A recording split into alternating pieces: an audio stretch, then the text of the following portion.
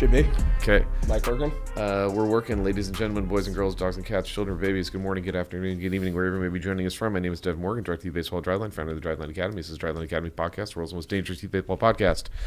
This is going to be a little bit of like an ad hoc episode, joined in spirit, not in person, by my brother by choice, not by blood, Driveline Academy Assistant Director, International Man of Mystery, Jeremy Techteal. But instead, I am joined by the longest tenured trainee in Driveline history / Driveline Academy skill coordinator, training floor coordinator? Training floor supervisor. Training floor supervisor, Eric Kozak. Eric Kozak, everybody give him a round of applause. So Kozak came to me the other day and said, hey, I want to talk to you about some stuff. And like, we're going to see if we can disagree. Yep. We're going to see if we can disagree. We're going to talk about some of the concepts around like what we do and why. And maybe we'll put this out to you guys as I think an example of how we like try to heat check ourselves, or maybe we'll just keep this for the archives. So you're the man with the agenda, my friend. Yep. Send it. What do we got? Where are we starting? So starting on the hitting side. My favorite. I mean, it's my obviously, favorite. Yeah. Obviously, like, we put a heavy emphasis on skills that scale and trying to capitalize on how open the window to develop rotational power is with youth athletes. Yep. As you get older, it gets much harder to rotate faster and gain bat speed. So we want to make sure that we leverage the fact that kids can learn to move faster, or a lot faster, very quickly. But obviously, anytime you are focusing your training heavily on one skill, it comes at the expense of being able to focus on other skills to a degree. There is training economy. Yeah. And like, if you're going to really, especially if you're going to sell out to gain any skill, bat to ball skill, bat speed, whatever it is, it means you are putting less emphasis on the other skills. Let's start there. Yeah, sure. Do you agree with that? Like, where's the heat check on that? So I think that holds in an extreme case, but I think it also it doesn't necessarily need to be that way. And I swear to God, this isn't just because we just have a new thing on market. But like, I literally think about the Youth Underload Smash Trainer as a mechanism to kind of train both, right? Like, on the surface, that's an implement that revolves around the cultivation of super maximal movement speed, right? We're going to try to train ballistically. We're going to finally give kids some youth underload stimulus, because that is like ballistic speed development requires that. But I think if you take that thing from like the extreme usage thing, which I suppose is not that dissimilar to, like, I've seen people do this with kind of like some golf speed stuff. And I think NPA has done this too, where they have kids just like swinging sticks. I don't know that I want to call them bats, but like, right? But like, in just trying to rotate really, really fast with them, right? Yep. And they're applying that on the pitching side, actually. Yeah.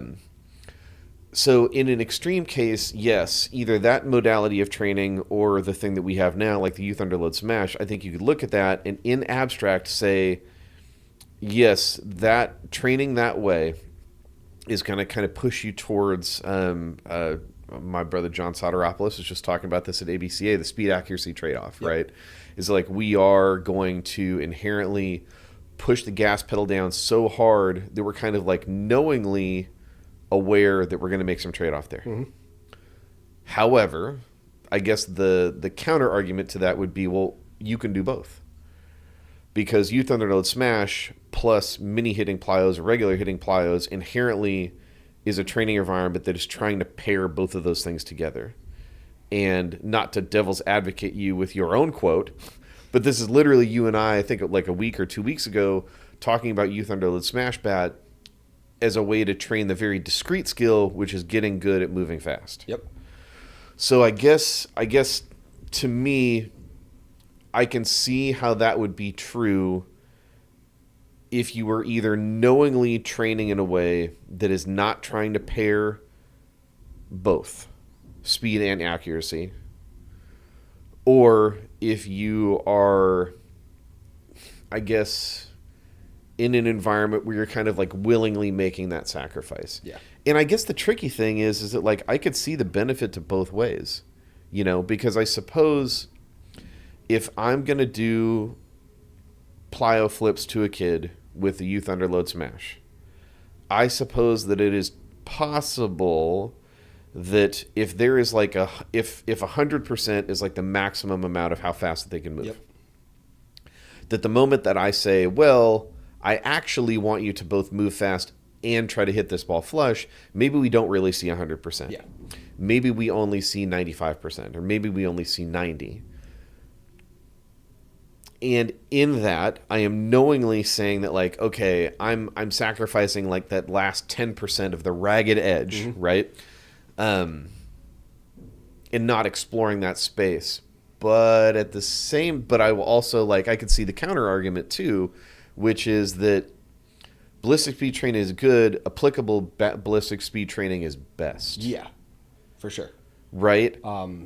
Yeah, like there's getting you organize, especially external cues here. Right. You organize to accomplish the given task. Right. If we stick a blast sensor on a kid and just tell him the only goal is to move the bat as fast as possible, we want the biggest number we can see on bat speed. Right. You're going to organize differently to accomplish that because, like, you're going to come around. We're going to catch everything way far out in front and just rotate super aggressively. Yes. Because, like, that will result in the barrel moving faster. Yeah. But it also won't result in you consistently scoring on baseballs. So, like, time and a place for everything, or most things in training. Yes. But, like, it's a balancing act, finding where do we prioritize what. And again, in game, what matters is how fast can I move the bat when and square the ball up. Yeah. So I guess, like, to me, I think a lot of this just kind of feels like the hitting equivalent of plyos versus. I'm sorry, versus of like on the throwing side of pull downs versus like a mound velo. Yeah. Right? Pull downs, inherently wide open training environment, one objective, move the body and the ball as fast as possible. And we're trying to give people the space to explore that area. Mound velo, yeah, you're on a bump and you are going to try to like send it, but there's also home plate is over there. And there's probably like a 9 pocket behind that. And you know, so I guess that's kind of the question, right? Is it like if you're doing a mound velo and we really don't care about location, are we better off pulling the 9 zone away? Mm-hmm. Because the fact that it's out there, or the fact that home plate is out there, still sends enough of a signal, I don't want to say subconsciously, but just kind of like almost an unintentional signal that, like, there's still kind of this demand of the constraint of the game, right? And that, I suppose, you could draw a parallel to pull downs. I'm sorry, to the mound velo versus youth underload smash and hitting plyos, right? Because we're still kind of saying, like, hey, we want to explore the edges, but we still want to explore the edges with like a little bit of a defined objective. Yeah. I think it's really easy on the throwing side too, because it's kind of the name of what the workout is. Right. A pull down, there's nothing there. Right. It's called a mound velocity. Yes. Velocity is a vector. Yep. It has Yep. a directional component to it. Yep. If you yeet it into the side net, that's a pick off to first, not a pitch to home. Seen it. Yep. But so the kind of interesting counterpoint is, and it's where probably youth versus higher level athletes becomes a thing. The easiest guys to train, like in Gen Pop, are the guys who have really good solid swing mechanics, really strong bat to ball skills, sees really high smash factor, and just terrible bat speed. Sure. So it's an interesting thing that we're kind of optimizing for something very different than like our ideal training candidate on the Gen Pop floor, or the kid we know we can see the biggest improvements with older athletes. Yes. That I know where you're going. I like that this. kind of creates some problems. Yes. Logically, right? It could. It could. In the extreme case, yes. Like, I think if the extreme case is we spend an inordinate amount of time or too much time in a phase that was just like you said, turn hard, catch it super out front, super aggressively, which may not actually result in a mechanical solution that's going to like have you on plane early and have a wide range of adjustability, right? Like that could be the conceptual output of that. I think the counter argument to the counter argument, if I'm thinking through this correctly, would be would be, again, that we're not going to train a bat speed phase all year long. We have to train both sides. And I think it makes sense that you could kind of go like, yeah, well, what happens if a kid has an inordinate balance, like the balance is off. The balance is off, the distribution of time is off. They spend too much time in a trained environment that cultivates maximal rotational speed, but doesn't challenge the application of that rotational speed consistently enough that you could end up with some really bad swing adaptations that would be tough to unpack later.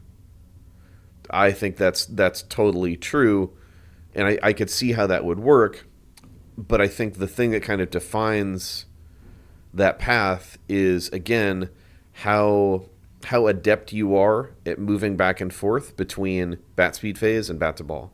Bat speed, bat to ball, and I suppose competition, right? Which is a little bit of both. And then 2, in those bat feeds phases or in a bat to ball phase, how adept you can be at doing both. Yep.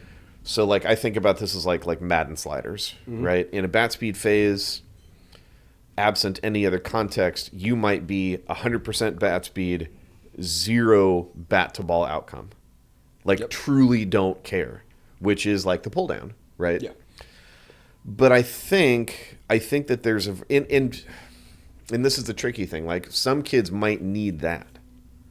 Yeah. Like if you have kids that really, really never learn intent, they always have like the governor on them. You know, it's like there's a carb restrictor in there for anybody that used to old enough to have a carbureted car, right? There's something that is blocking the amount of fuel that's getting into the system.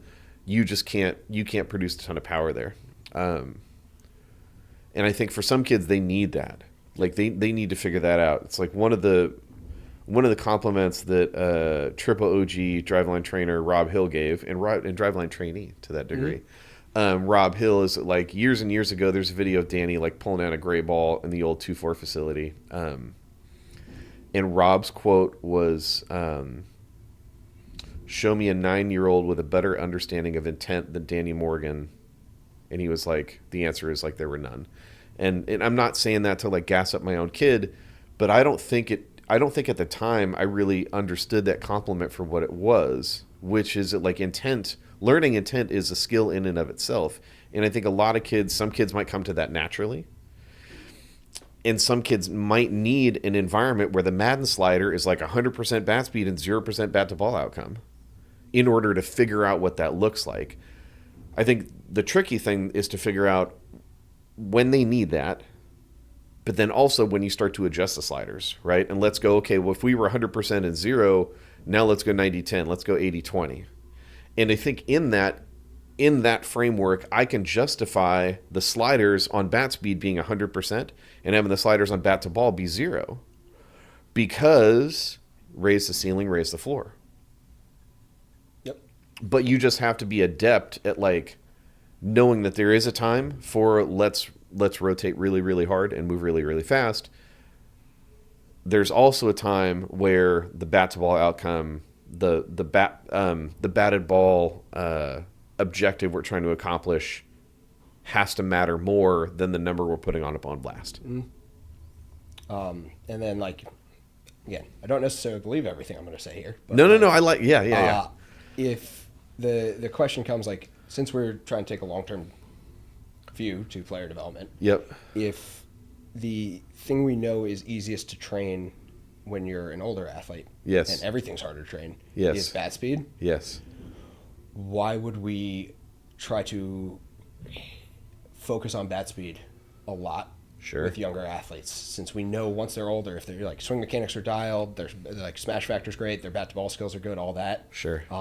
We know we are able to train a 20-year-old college kid to gain bat speed at like a very high success rate and a significant bat speed increase. Why are we training kids not to just, hey, let's clean up mechanics, let's make sure we have really solid bat to ball skills, get the competition prep down early, and then we can train bat speed later on?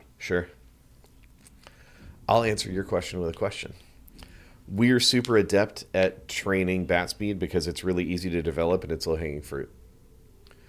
Does that make it any less difficult to once you're done with the low-hanging fruit, actually drive towards the outlier output. And I'm not asking that because I think I have an idea, but so consider, Joey D2, right? Joey D2 comes in and he has a place to play college baseball, and he's hitting balls high eights, low nines. I think we can get him to high eights, low nines to low eights, mid nines pretty easily. Is that So, does just to that make check sure out? what Yeah, you're saying yeah. is it's a lot easier to take someone who is an outlier below average and drag them towards average than to take someone who, let's say, had like 70 grade bat to ball skills Yeah. and 60 grade bat speed and get them to 70 grade bat speed. Sure.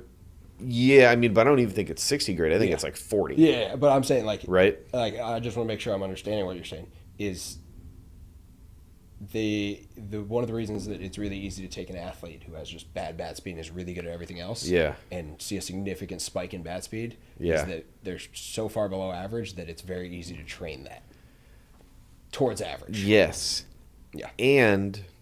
But I think the thing that pairs with that, I think, is the thing that, just full admission, this is the thing that I think, not a thing that I know. But I think if we index at an appropriate fashion for this stuff earlier, I think we are changing the definition of what their ceiling could be. Yeah. Right? And to me, I think by definition, I think a lot of like this idea of the skill to scale, right?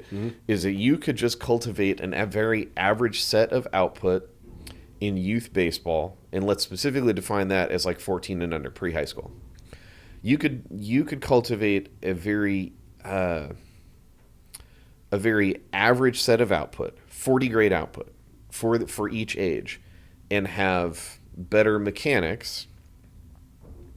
And then you're 15 and it's like, okay, cool. I mean, let me think about some of like the average 14s that we have.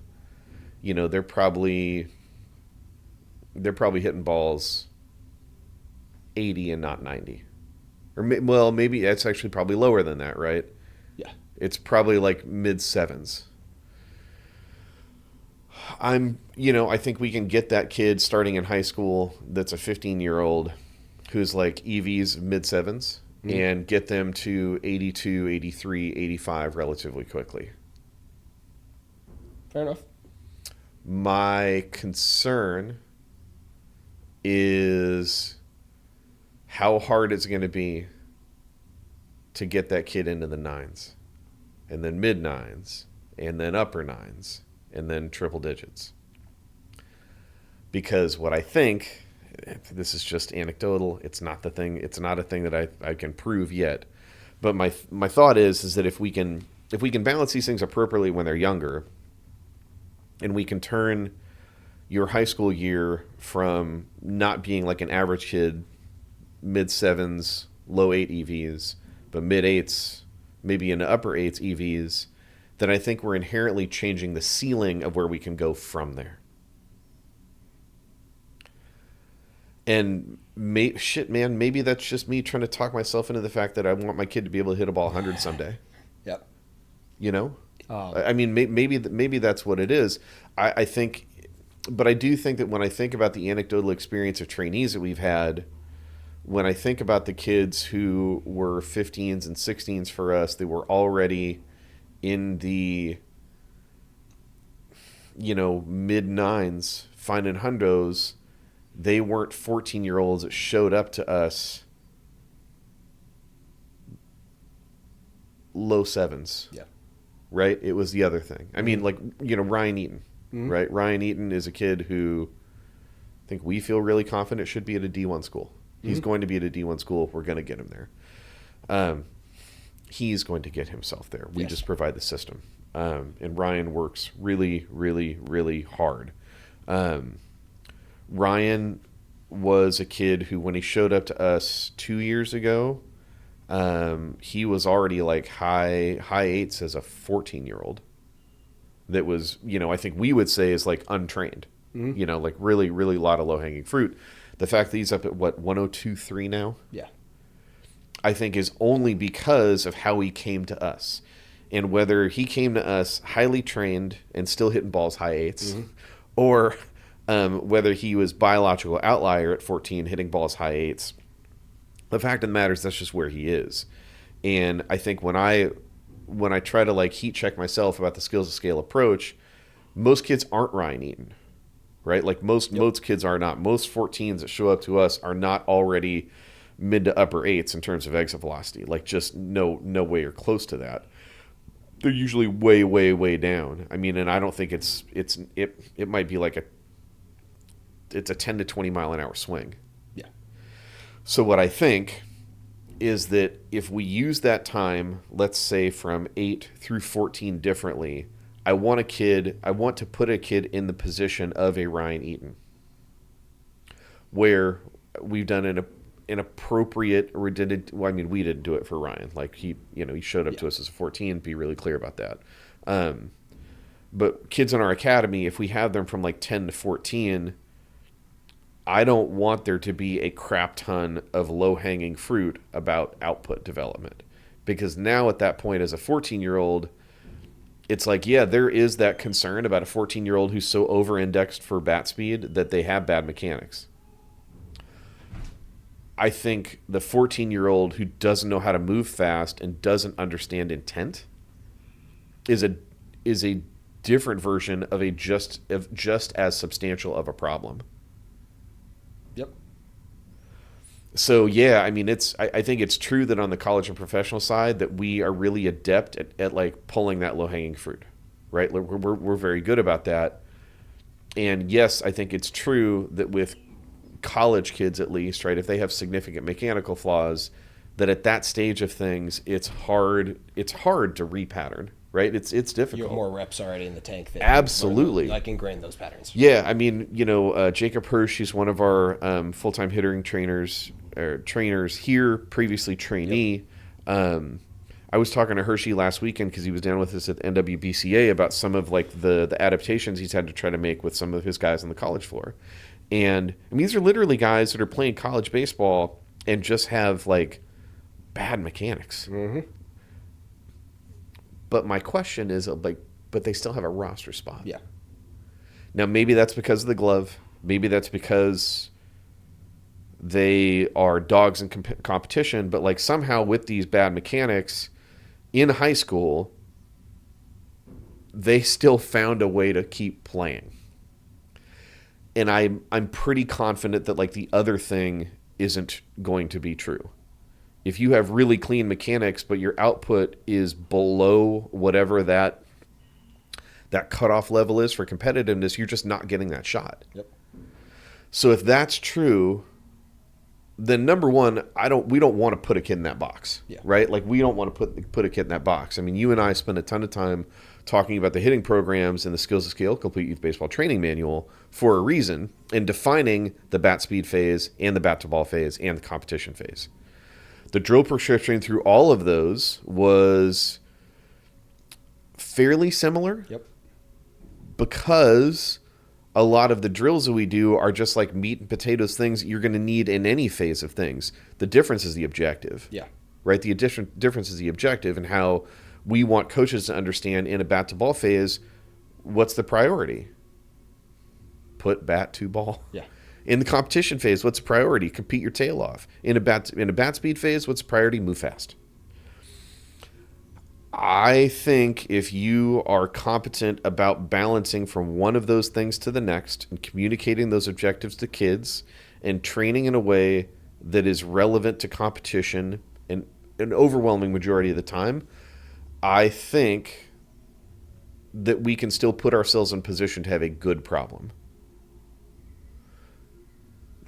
You have the opportunity to keep playing. Yeah. Right? Like that's and maybe some of that is just my own, anecdotal. I've spent a lot of time thinking about it and I can't prove all of it yet. Mm-hmm. But I do think that it bears out in the cases of a Ryan Eaton, right? I think it bears out in the cases of, Callan Schulberg, who's a kid who isn't with us anymore. But when Cal was with us, I think he ran it up to 96-ish as a 15-year-old. Pro BMX rider now. So that's tight.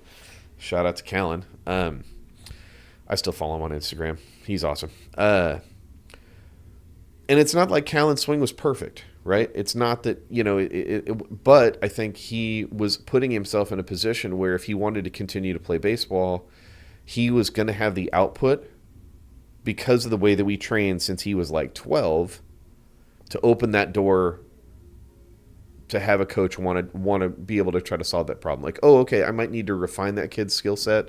Or I want to refine the mechanics of the swing. Mm-hmm. I don't have to solve the output thing. And as the mechanics get cleaned up, it's possible the output might go up as well, which is like, you and I and Johnny have been talking about Danny, my son, and his coil for 5 months, right? Yeah, something like that. Right? And between you talking to him and Johnny working with him and Connor Reynolds doing privates with him, I honestly think that that's what it. We found. I think he found like a 3 mile an hour unlock. Yep. By getting back to using his lower half the way that he always had. Mm-hmm. That opens up the door for him hitting balls 90 at 14. That puts him in a place where in the next 4 years he can address both. Mm-hmm. Right? Like, and he's going to have an opportunity to keep playing if he wants it and if he wants to continue, et cetera, et cetera. It's more his choice than mine. But just like I think I would rather be on that side of the coin than I would be on the other side. Because and I feel like I've been rambling for a while, so let me just shut up with this one thing. I ultimately think the thing that freaks me out is not necessarily the consequence of over-indexing for bat speed when a kid is like an older high school athlete or looking to go play in college. The thing that freaks me out is not being able to hit a ball hard enough at your high school baseball tryout. Yeah. That freaks me out. I think the 2 points, too, that you brought up were, like, raising the ceiling early. Yeah. It's the better you are at something, the harder it is to make the same gains again. Yes. Right? Like, for you, it's a lot easier to go from benching 205 to benching 225 than from benching 295 to 315. Yes. It's still a 20-pound gain, but, like, the more advanced you are with a skill, the harder it is to continue to make progress. Yep. With that being said, if through what's it been since the end of the on-ramp, about 2.5 months, 3 months? Yeah. If we take a kid who's hitting peak exit velo is about 85, yeah, at 5 miles an hour, he's hitting the ball 90. If you have a kid who can only hit the ball 70, even if he gains 10 miles an hour, he's still only hitting the ball 80. Yeah.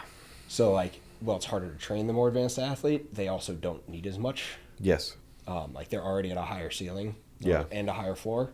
The other point is when it comes to the balance with mechanics, output, everything, is the more efficiently you move, the cleaner your mechanics are, the more efficiently you're going to transfer energy. Yeah. So you will be able to transfer more energy up the chain. Bat speed will be higher. You will hit the ball harder, and that's kind of where that balance point comes in of mechanical focuses. Is again in the end, output is king. If it doesn't affect your batted balls, why do we care? Yeah. But sometimes there are kids who just have really bad swings. And yeah. Hey, you are a fairly strong kid for your age, whatever it is.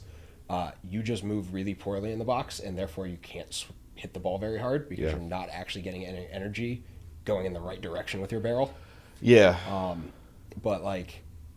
So that's where even training bat speed, you are training bat speed by making mechanical adjustments with that kid because he already produces a lot of force. It's getting that force into a usable manner. Right. Versus if you have just a kid who has pretty clean swing mechanics and just weighs 74 pounds and, can't sniff a push-up. Right. The only way you're going to swing, the easiest way to get you to swing faster is just to get you to produce more force. Yeah. So those were the two, I think, kind of interesting things there. Yeah, and I think the thing that I've always been, and again, this is something that I'm aware that this is just some anecdote, whoop-de-woo stuff that I can't prove yet. But we always talked for years about the pull down, being the point of the pull down being an environment where kids can like literally learn how to sequence at full speed, which is a discrete skill, and with no constraints on their path to get there, with only a singular objective: throw the ball hard. We had a kid who was on our 18U team last year. His first pull down got filmed and put up on our socials without. I didn't post it, right? It's not a big deal, but like whatever. And it was a bad pull down. Mm-hmm. It was real bad. It was his first pull down of his life. So it got posted, and a couple people like tried to dunk on us, like, and it wasn't even just the usual like, I don't know why you do that. That's not going to help him throw strikes. It's like, yeah, no shit. That's not the point. Yeah. But we got dunked on by a couple people, justifiably so. Like, well, why are you allowing him to pull down like this? And it's like, how do you learn how to pull down? Yeah. Like on the hitting side, like how do you, step behinds, shuffle step or shuffle swing Happy Gilmore's or whatever, right? The first time you do it, it's probably going to look really rough because you've never been in that environment where you have one objective and you need to kind of like semi-autonomously learn how to move in sequence. Well, the first one's going to look bad. Well, what if you do it twice? What if you do it 5 times? What if you do it 10 times? What if you do it 20 times? And how does that environment and the solutions and the sequencing you create in that environment then bleed into an adaptation of how you move outside of that drill?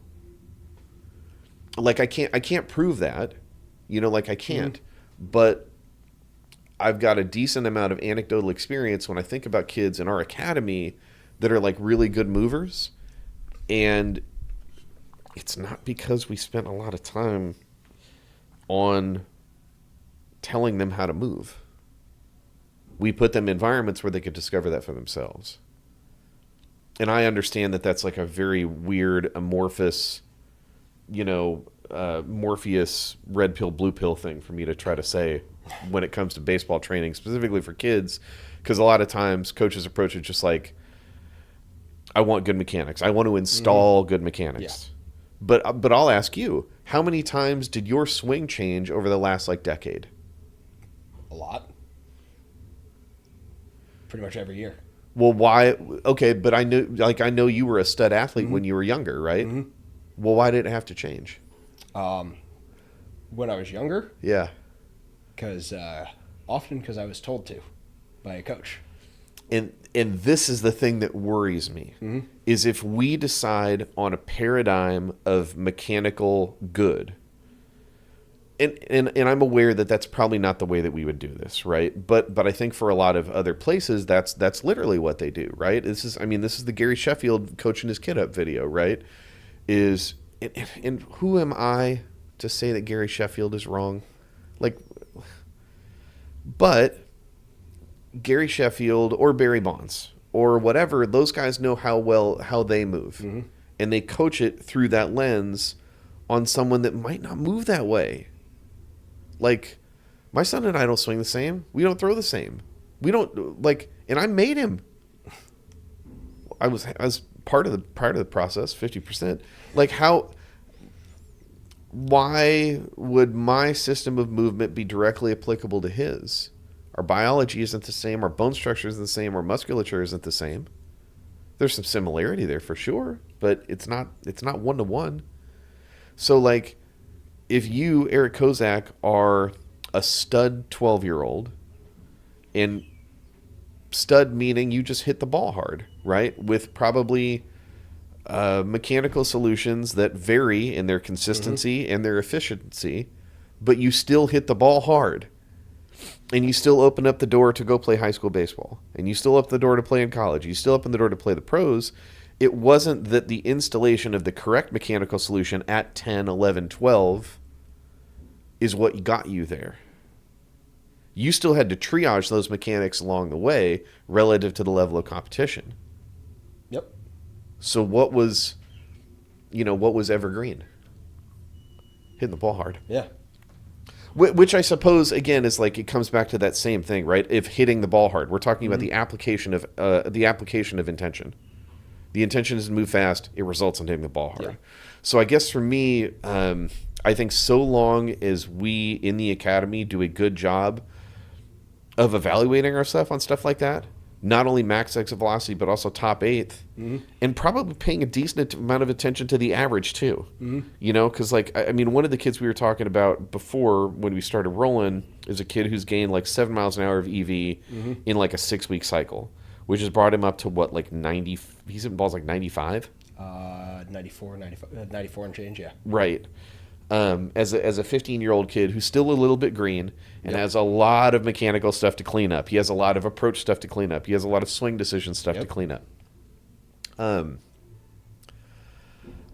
I think with kids like that, I would rather be in the box that we are, which is, I mean, is there any world where by the time that he's a senior in high school, he's not hitting balls 100? Not if he's still playing. I mean, he's big, but I still feel like he's probably got a long ways to go about strength. 15. He's still 15.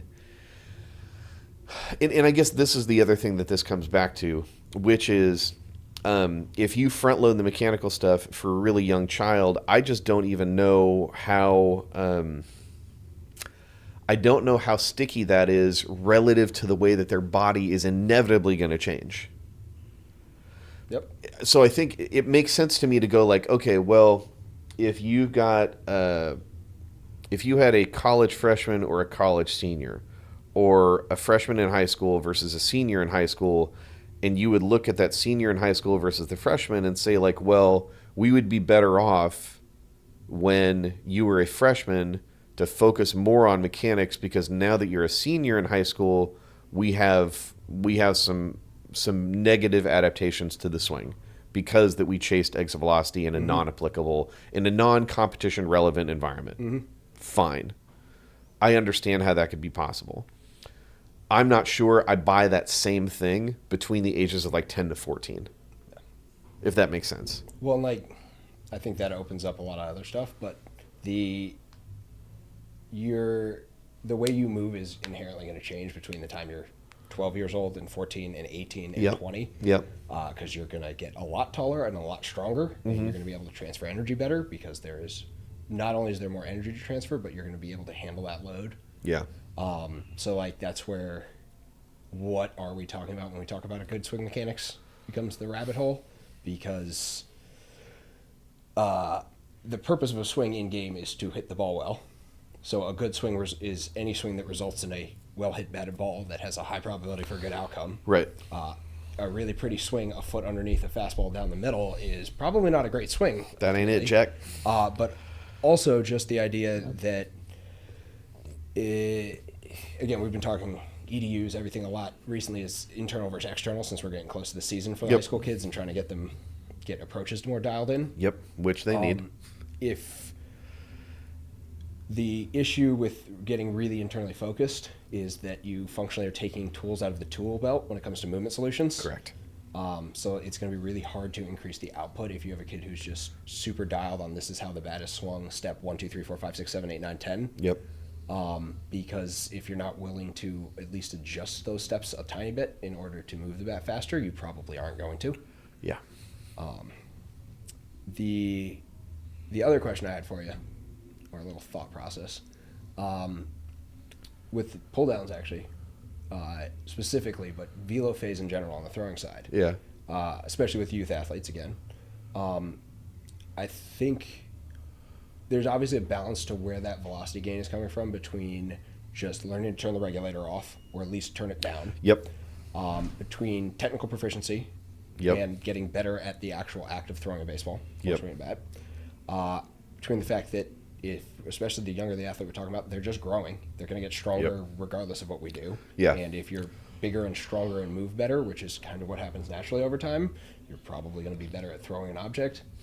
And the ability to actually like train, like the actual benefits to overspeed training and overload underload of we are gaining the specific ability to handle higher loads throughout the actual throw. Yeah.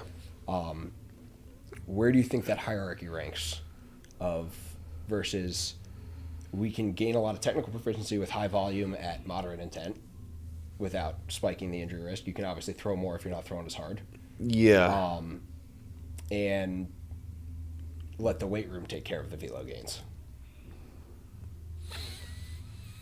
Man, that's a good one. So let me think through this.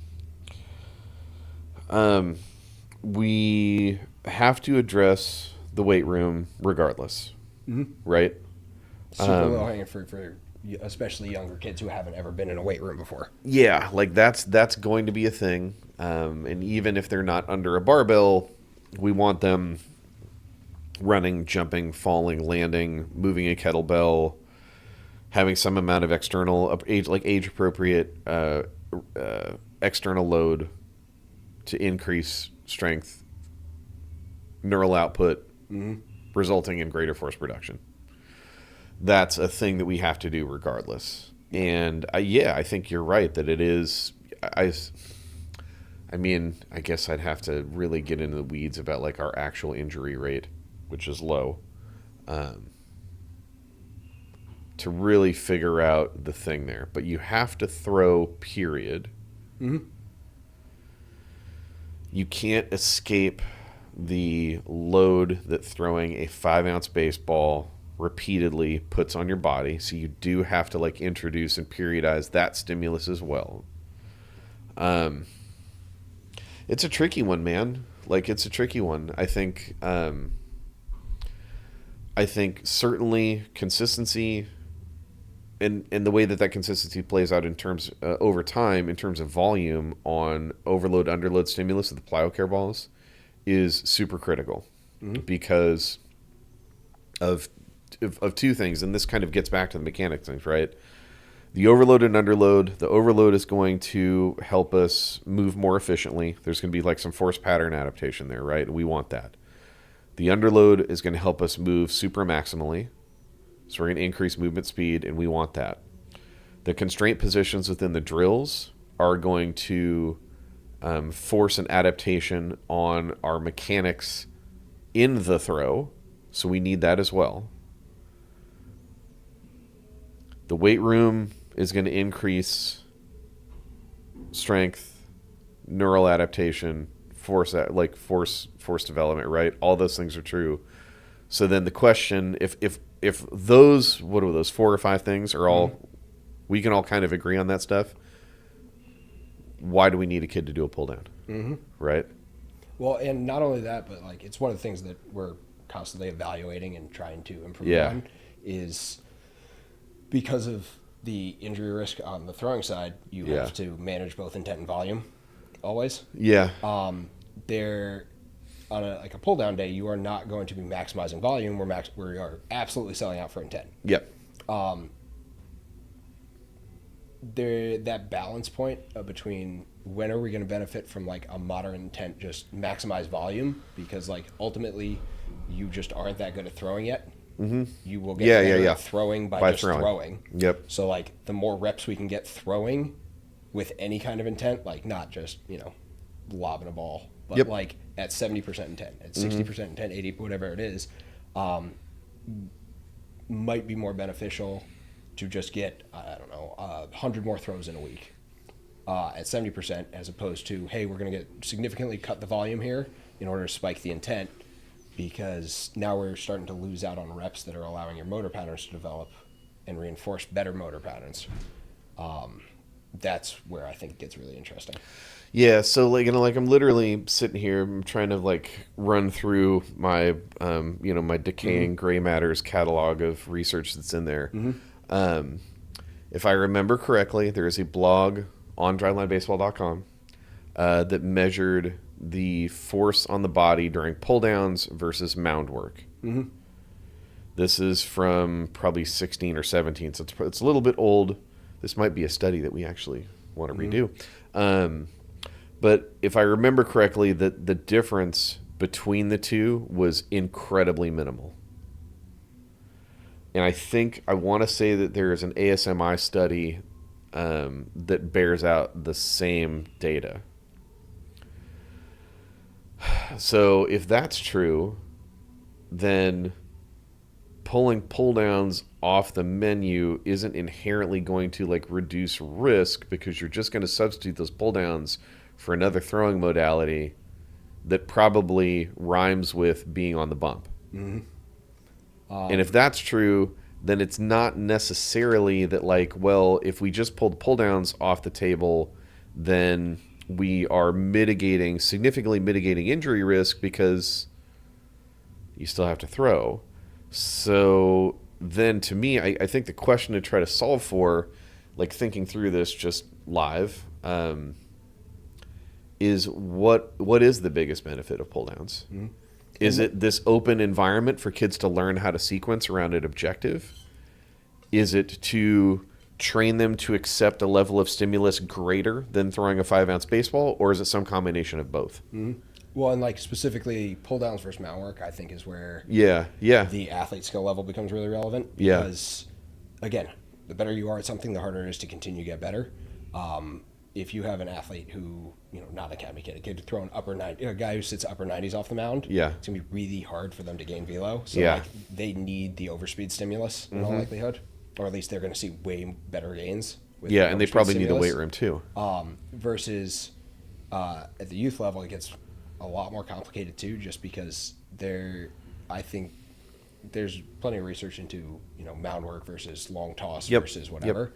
But when you back off an intent is when we can spike volume. So like a hybrid V day, you can make, we've seen it on Pulse with all the kids.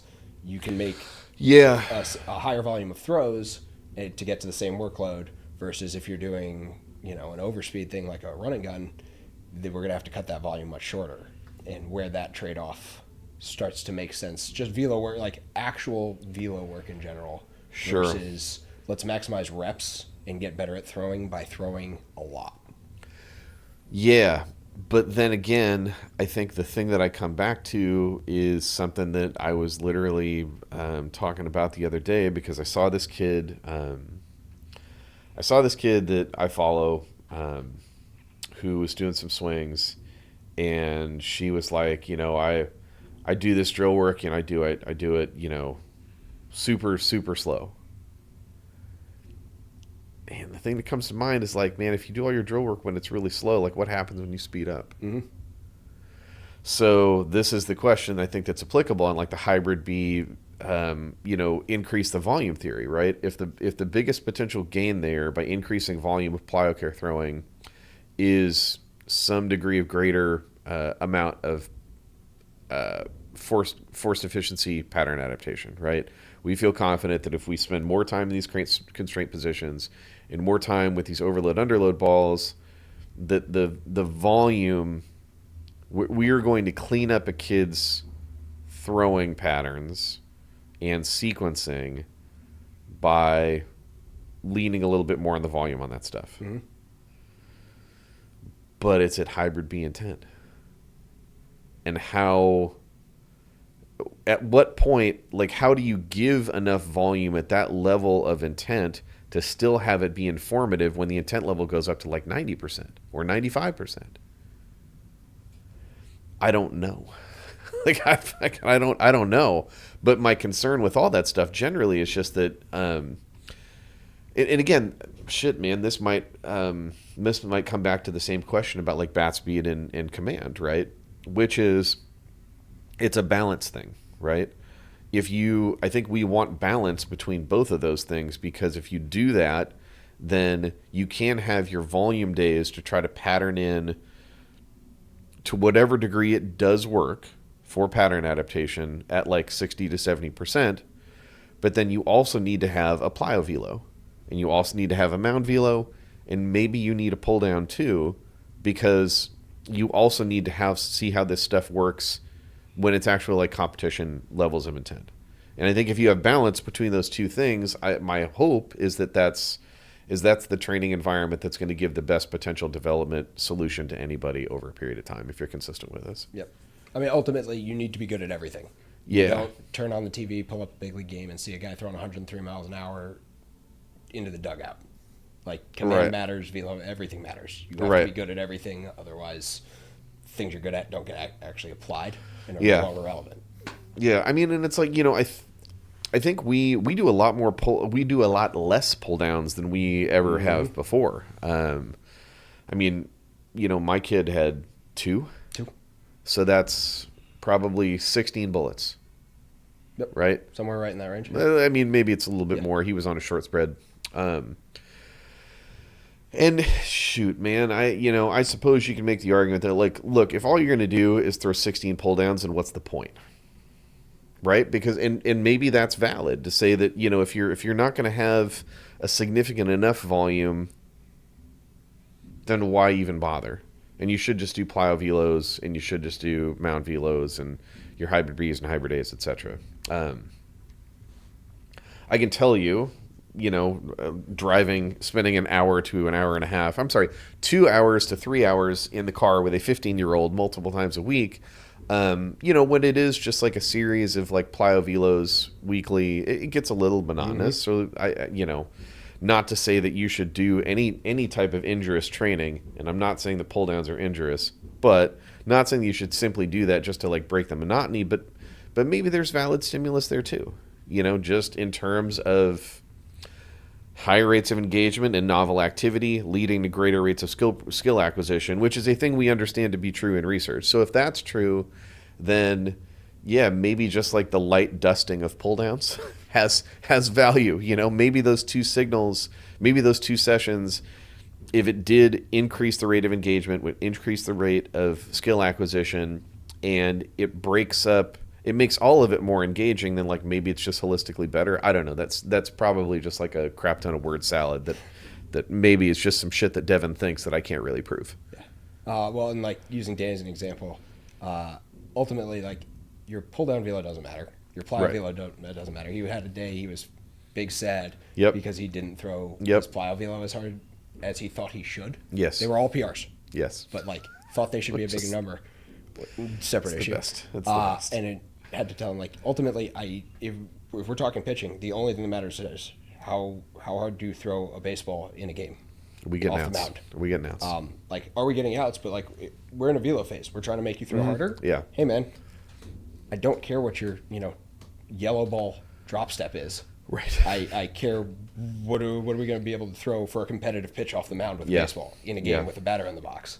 Yeah. The plyo velos, pull downs, everything. It's just tools that we use to increase your actual outputs in game. Yeah, and ultimately, I think the thing that's going to get really spooky, to be able to actually heat check us, and not just you and I prognosticating about shit that we think does or does not work, but is actually going to be passive markerless mocap. Because then, I mean, shoot, we were having a conversation before we started about sample size during phase work, right, to kind of justify the gains we're getting, right? Well, let's say we have a sample of 4 days over the course of, or let's say we have 6 days over the course of 2 weeks, passive markerless motion capture data, and establishes like a broad range of movement. And then you could compare that movement to the movement that we had a week ago or 2 weeks ago, and just basically like, all right, is the normative ranges of our movement, is it more efficient? Are we moving faster? Are we sequencing better? And not have to like go to the launch pad to get that answer, but literally just sit there. Just stand there, do your work, and all this stuff is going to happen in the background. Because when we get to there, not if, when we get to there, I think it's going to allow us to make much more informed and immediate choices about programming, which is going to be unreal. Yeah. That's going to be wild. Yeah. That's going to be wild. And I think that's going to be the thing where, you could have a kid, okay, you're going to do 2 weeks worth of, let's say you have your A sample of kids, they're going to be 2 weeks worth of pull downs. You're going to have your B sample of kids, they're going to be 2 weeks worth of plyo velos. And if their on-ramp is the same, their non-velo work is the same, and the velo thing is the only difference, and we could just kind of look like what are normative ranges of movement efficiency and speed from V1, AB, the whole thing, we could actually get answers for some of this stuff, which would be unreal. Yeah. Like that would be tight. That would be tight. And I think that's the place that we're going to have to go, because ultimately the thing I really want to know is like which stimulus is appropriate for which kid at an individual level. Mm-hmm. I think we tend to like eyeball that stuff now, but to be able to bring data to it and have the feedback loop of that data be really, really, really quick it's gonna change stuff. It's gonna change stuff. Good thing that I wrote a book literally this year, and like Markerless is gonna come out and potentially ruin my whole book. That's great. I'm kidding. Get to write a new one. Yeah, I'm literally kidding, just by the way. I don't know, man. I mean, I think ultimately all this stuff kind of comes back to it has to come back to deliberate practice, and it has to come back to balance. If you are deliberately moving fast, irregardless of bat-to-ball outcomes in a bat speed phase, cool. But during that bat-to-ball phase and the competition phase, you better flip the switch. Yep. You have to. Same thing on the throwing side, right? Yeah. I think the throwing one is just a little bit tricky, because we kind of have like, I guess, 3 modalities of training that we're trying to evaluate between the other. And I think for now, the only thing we can do, absent a passive markerless motion capture system that's going to give us the actual answer to this stuff, is just have balance. Mm-hmm. So yeah, D's going to have 2 plyo, or he's going to have probably 3 plyo velos, 4. He had 2 plyo velos, weighted ball mound velo, baseball only pull down, and short spread pull down. Right. So like, without being able to have the definitive answer, this is the best youth velocity building training modality. All we can do is just have balance. Mm-hmm. We can have balance and variance. I think that's the best thing that we can do. And then check if it worked. Yeah. And go from there. Yeah, absolutely. Which is still, the thing that like we, we'll, now that we're kind of we're like done with everybody on their velo phase, basically. Yeah. We're in comp prep and all that.